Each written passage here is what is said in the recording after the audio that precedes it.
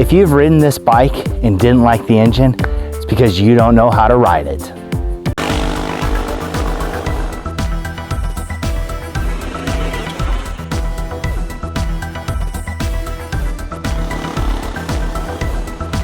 Now the reason for this video is I have seen so many comments from people who have test ridden the KTM 390 Adventure or own the KTM 390 Adventure, and they continually complain about how this engine isn't good for slow speed work and it's really vibey around 3,000 RPM.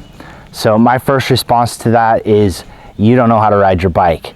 Now throughout this video, I'm probably gonna come across as a bit of a dick.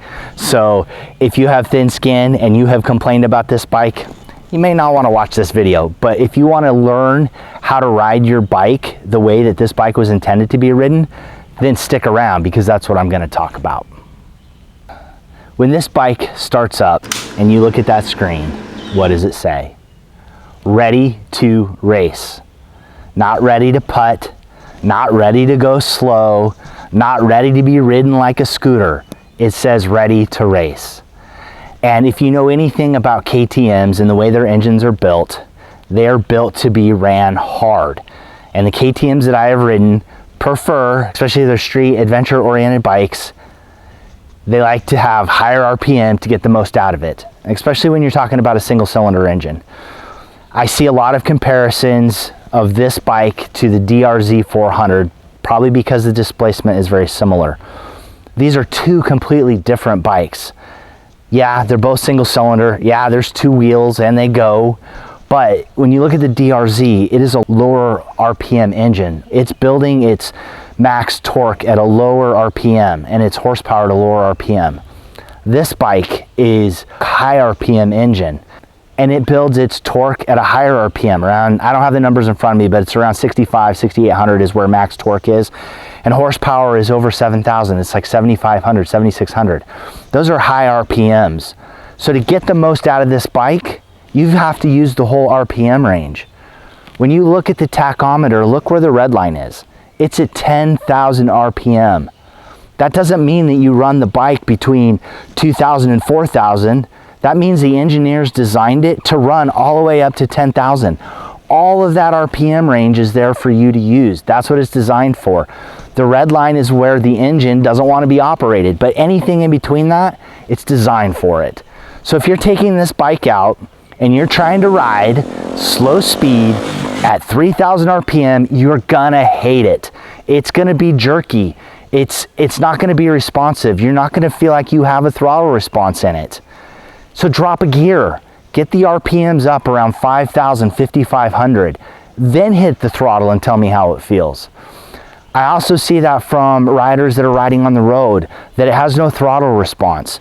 Well, it's 43, 44 horsepower, but if you run it in the right RPM range, it has good throttle response. I ride around 5,000, 5,500 RPM all of the time.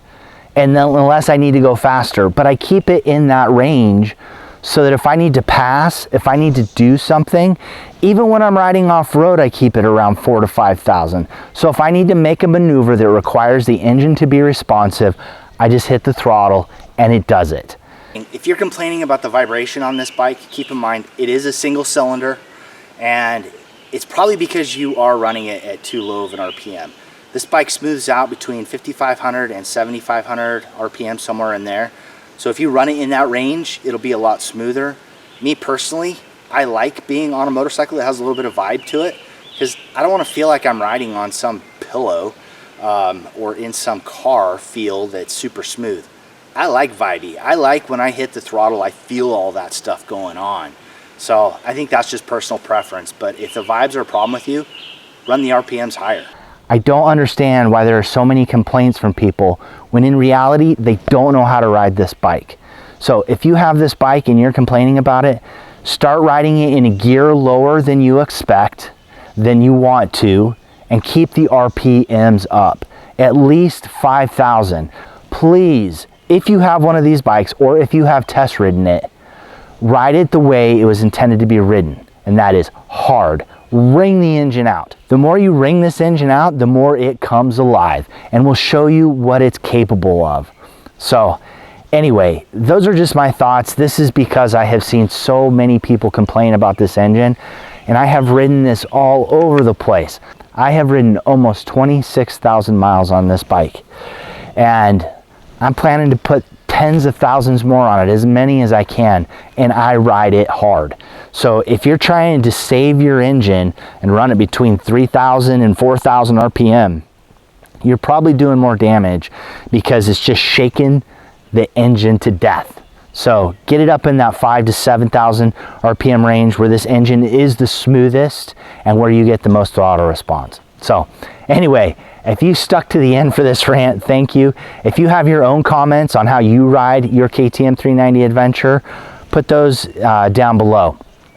I'm just curious to see if anyone else is frustrated with all the comments they see on how people don't know how to ride this bike, or if you think you know how to ride it and you still don't like it, tell me how you ride it. Do you ride it in that higher RPM range, or are you trying to lug it down low like you would an enduro bike? Because if that's what you're doing, you're not doing it right, as I said before. So anyway, thanks for watching. Get out, do some riding, ride safe, and I will see you out there. I'm on the grind. Everything I see, I make it mine. I'm on the hustle. I'm on the grind. Everything I see.